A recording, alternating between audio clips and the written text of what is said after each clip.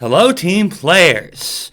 The new Rival Academies book is out, and that means it's time for another build. Today we're building a Rune Lord Wizard. Let's get started. So let's start with the roles that this build covers. First, this build will definitely cover our action economy manipulation and buffs.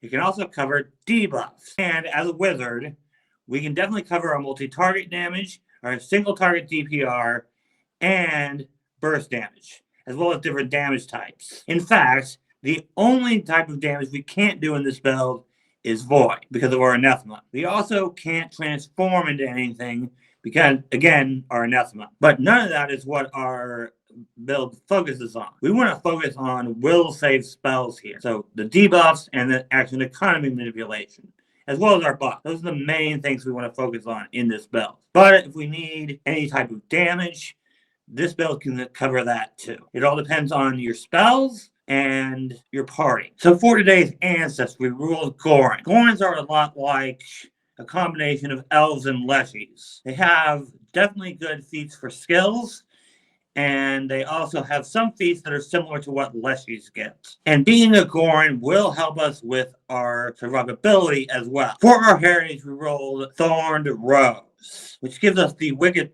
Thorn's reaction. So once per day, if an enemy decides to attack us with a non-reach melee weapon or an unarmed attack, they're going to take 1d8 piercing damage. They do get a basic reflex save against this, but if they critically fail, they take 1d4 persistent bleed damage on top of that. And both of those damages do increase at higher levels. Every odd level, both of those go up. This is only a once per day thing, but because we'll be using a polearm or spear, we more than likely have reach, which means if enemies want to attack us, they have to move up to us. Even if we're in melee, they still have to spend at least one action moving up if they don't have a reach weapon. And if they do decide to melee attack us, they're going to take damage. In some situations, that might not be worth it for them. As a wizard, we're not going to have that much HP, even with the extra HP from being a Gorin. So if we can get enemies to not attack us, it's very, very good. For skills, recall knowledge is going to be super important here, as is our stealth. Medicine might also be effective here, depending on your party. But the main thing you want to focus on here is intelligence-based recall knowledge, and maybe a little bit of wisdom, but not a whole lot, because another build in this party is going to cover our wisdom-based recall knowledge skills, especially creatures. Later on, you might also want charisma-based skills, but they're not going to be hugely important here because we're going to have spells for that. For our attributes, obviously your most important is going to be intelligence. We want that high spell DC. You might also want a little bit of strength for this build simply because you are going to be using a polearm. You won't have much room for dex in this build, but you can put some points into Constitution. And later, as you level up, you are going to want to put your points into Charisma. You're not always going to be able to use spells to affect their mind and get them to do what you want. So Intimidation and Diplomacy are going to help some. So this build is very attribute starved. But if you can pull it off, it's pretty amazing, especially outside of combat. So, as a Rune Lord Wizard, we do need to pick a sin. And what we rolled for our sin was Lust, which means we have access to spells like Suggestion and Dominate, which is where our action economy manipulation comes from. And remember, we also have spells from our School of Thessalonian Rune Magic, which includes things like Runic Body, Runic Weapon, and Mind Probe, which covers our buffs. And remember, we also have access to every other wizard spell except for ones that do void damage and allow us to transform or transform somebody else. Because we can't do void damage and we can't mess with physical forms due to the Lust Thin's anathema. We also get the Heart's Hook focus spell, thus allowing us to help out our more melee fighters in the party. Because that forces enemies to go after the melee fighters instead of us, which is very handy, especially against other spellcasters. For our first level Ancestry feat, we're going to be taking Ancient Memories. This essentially allows us to pick a skill during our daily preparations and become trained in it until we prepare again. This is temporary, so we can't use it to like pick up a feat or something.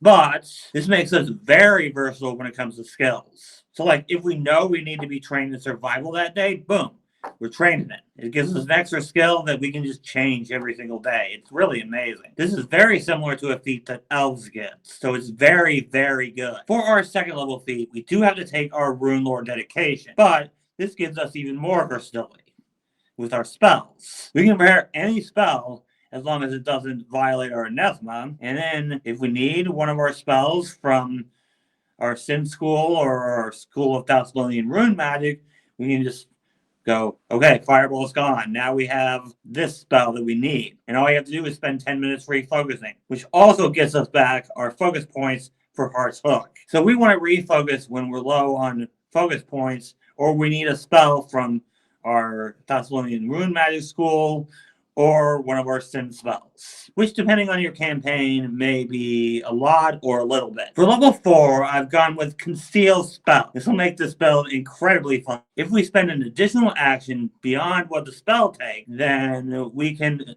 essentially hide the fact that we're casting a spell. Remember, as a Rune Lord, we don't need to speak to cast spells, and Conceal Spell will let us hide the tracing of the runes in the air. And since all of our mind-affecting spells are just in the target's head and don't actually have visual effects, this can lead to all kinds of shenanigans, especially outside of combat. It's hard to do in combat, but outside of combat, we can mess with their mind all we want, and nobody will know that we're even casting magic. For our level 5 Ancestry feat, we're going to be taking Speak with Flowers. I know this doesn't seem like a very good feat, but remember that flowering plants are basically everywhere. And people will do and say things when they think nobody's around that they wouldn't do otherwise. So, if there's flowering plants around and we ask them, we might be able to get some information that we otherwise wouldn't have access to, which is a big deal. So, information can definitely help us manipulate their minds even further. It's fantastic. This is a feat that will definitely help us outside of combat, but not so much in combat. At level 6, we'll be taking Rod of Rule. This is why we need a little bit of strength, because we do want those critical hits. Because if we critically hit, then they're going to take a -2 on their save against our mind-affecting spells, which is a big deal. Granted, we are a wizard, which means we're not going to crit very much, even with that strength. But this is a good feat to take for this build, because there is that chance for a natural 20. At level 8, we'll be taking Sin Reservoir. So this is just an extra spell slot, plain and simple. If we indulge in lust during our daily preparations, then we get an extra spell slot up to 2 ranks lower than our highest. But it is limited. We do have to prepare one of our curriculum spells in that slot. But having an extra buff spell is actually pretty good. Our 9th level Ancestry feat is going to be Endless Memories, which is also similar to an elf feat. Effectively, when we use Ancient Memories to become trained in a skill, we can also become an expert in a skill that we're already trained in. We get both of these until Ancient Memories expires. In addition, when Ancient Memories expires, we can retrain one of our skill increases. However, this must be to become trained in the skill we picked for Ancient Memories, or to become an expert in the skill we picked for Endless Memories. So basically, if we choose to become trained in Diplomacy and an expert in, say, Medicine, then we have to keep those and get rid of other skills. Get rid of the skill increase in another skill. Or, of course, we can keep what we've got. It really depends on the situation, what we want to do with this. But, again, this gives us even more versatility with skills. And the last feat I'm going to cover in this video is Sin-Bladed Spell. Effectively, this is a spell-shaped spell that we can use whenever we're holding our arcane bonded weapon. Using this feat means that if our next action is to cast a spell that's not a cantrip from our curriculum or our sin spells, we can also deal persistent bleed damage to the targets. So we're not only affecting their mind with our sin spells, but we're also making them bleed out slowly, which is a fantastic thing to do in combat, especially with something like the Dominate spell, as we completely control what they do and they're bleeding out. So we can have them just attack their allies, whatever we want them to do, and they're bleeding out as they're doing it. But remember, we only get one spell shape per spell, which means we can't conceal spell and use this and cast a spell, even if we're quickened. So that means outside of combat, we probably want to use conceal spell. In combat, we want to use this. Unfortunately, we can't use both, even when we take spell shape mastery at level 20, if you get that far. Although there are some instances where that's switched, but most of the time it's going to be concealed spell outside of combat, this feat in combat. I already talked about the spells you want for this build. It's mostly going to be your sin spells, your curriculum spells, and then pick what you want for your other spells, as long as it doesn't affect your anathema. So let's talk about free archetype. The free archetype I recommend the most for this build is Sentinel. That'll give you access to armor, which will help a lot with your survivability, especially since you are going to want to be in melee to get that -2 on their saves against your spells. Cavalier or Beastmaster is also an effective choice, as both of those will give you an animal companion, allowing you to have a flanking part. And with Cavalier specifically, you can ride your animal companion, giving you much more mobility. You can do that with Beastmaster too, as long as you take the ride feat, but Cavalier is going to be better for that. And that's it for my Rune Lord Wizard. If you guys enjoyed this video, go ahead and leave a like. And subscribe to the channel for more Rival Academies and teamwork build content. And let me know what you think of the Rune Lord Wizard in the comments below. You can also check out the links in the description below for my social media, my Discord, and my Patreon page. My Patreon page is where you can get a Google Sheet for this build.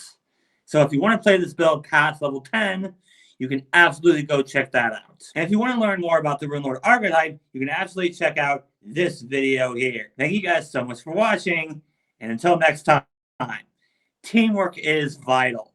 It helps us solve problems.